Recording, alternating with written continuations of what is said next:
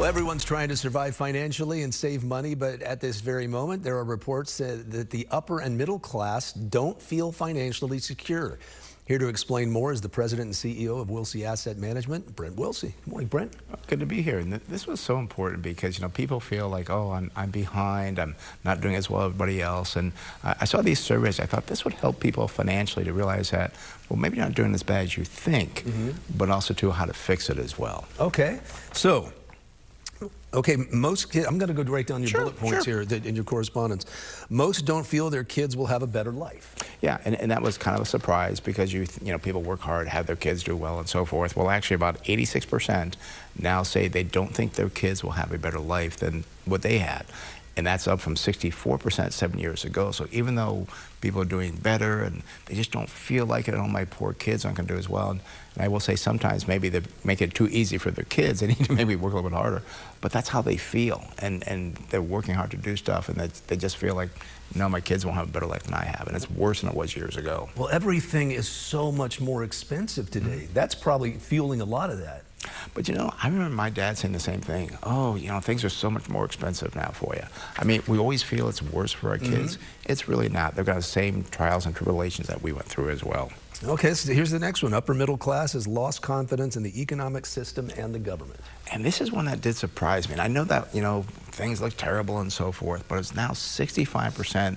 They don't feel that the government, well, they feel the government is, rigged against them. The economy is rigged against them. And it's such a terrible feeling to have that feeling because it brings you down.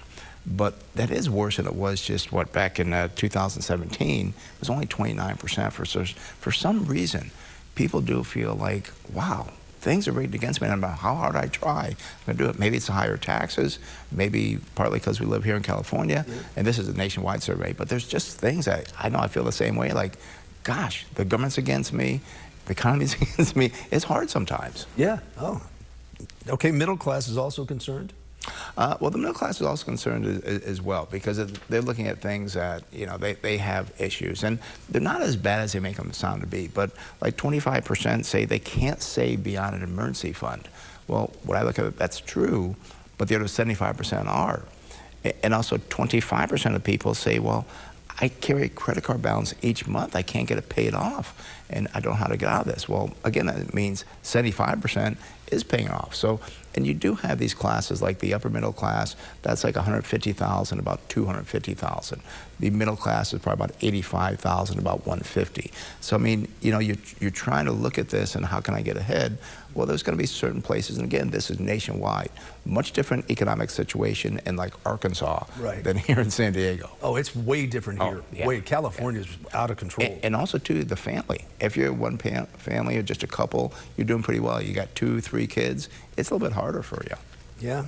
Well, I was thinking this morning, when I was a kid, my Sunday school teacher, this guy was great. He owned a home. He was married. He had a couple of cars. He just lived the American lifestyle. You know what he did for a living? What? He was a milkman. Yeah. He delivered milk, and it was that. And his wife didn't have to work. But nowadays, I mean, come on. Yeah. Almost every household. You got dual incomes. That's my point. The dual, and that is so important in today's society to have the dual incomes because that really helps. And sometimes maybe the kids suffer because both mom and dad are working. But again, you have to make it work. And I always do say, guys may not like this, but I think it's harder on the woman than it is the man with the dual income families. Sure. Okay, despite these numbers, they've climbed into a higher economic class.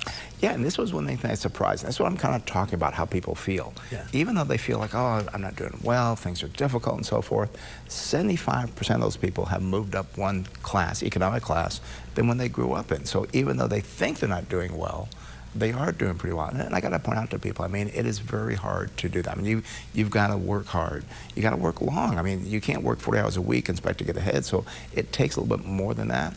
But even though people are working hard and working longer, they're saying, I just can't get ahead. Well, they are ahead, but it's over years, actually maybe over decades, not just, a couple of years difference. Long term. Yeah.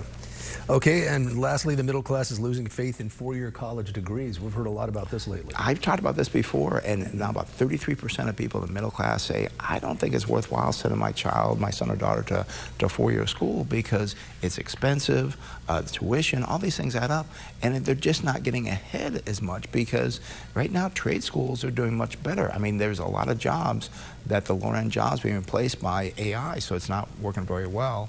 And the thing too that people don't realize is that, why am I getting ahead? I mean, I'm making more money. But the thing is, we're spending more money. They don't realize that. I mean, they'll get the higher end car, the more expensive car. They'll take longer, nicer vacations. One thing I do like is they spend more money on their health.